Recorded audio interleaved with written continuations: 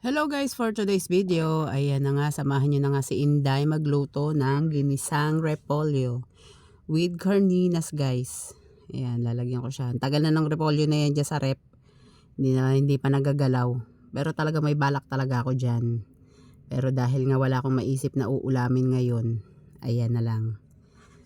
Kasi wala na rin akong gulay na stock. Hindi pa ako nakabili. Kaya naisipan ko ngayong gabi na igisa na lang siya sa sardinas para may gulay na naman kami nakakainin. At para na rin sa aking mga anak. At ayan na nga, inumpisan ko na nga siyang gayat-gayatin. Actually, medyo tinatamad pa ako yan kasi may bisita ako ngayon. At syempre, chismisan to the max tayo. Syempre kailangan nating at syempre ngayon na lang kami uli nagkita ng aking friending, kaya siya muna ang aking hinarap. Kaya ngayon umuwi na rin naman siya, kaya yan, naggayat na ako ng aming uulamin dahil ang aking mga anak ay nagtatanong na kung anong ulam namin. At dahil wala pa akong maisip nga kanina, wala pa akong nasagot sa kanila kung anong lulutuin ko dahil nga may bisita nga ako.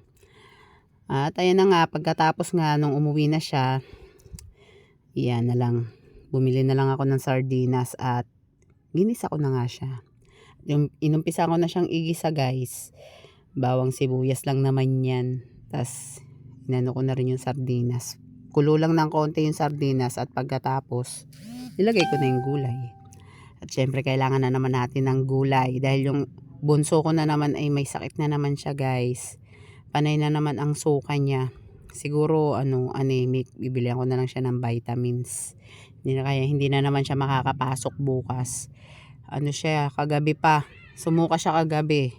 Tapos pagdating ng madaling araw, sumuka na naman. Pagdating ng ng kaninang umaga nung pinaano ko siya ng dede, yun, sinuka niya na naman. Pero may gamot naman siyang ininom. Ayun, nung pinainom ko siya, yun, hindi na siya hindi na siya uli sumuka. Napakahirap talaga pag yung bata may sakit. Kasi iyak na lang ng iyak, lalo na yung anak ko, parang niya yung sakit niya ba? Parang dinidibdib niya masyado. Ganyan naman ang bata, 'di ba? Kumbaga hindi nila nasasabi kung ano yung masakit sa kanila. Kaya buti nga okay na siya ngayon. Pero kasi na masakit daw ang ulo niya. Kaya sabi naman ng kapatid ko, baka nga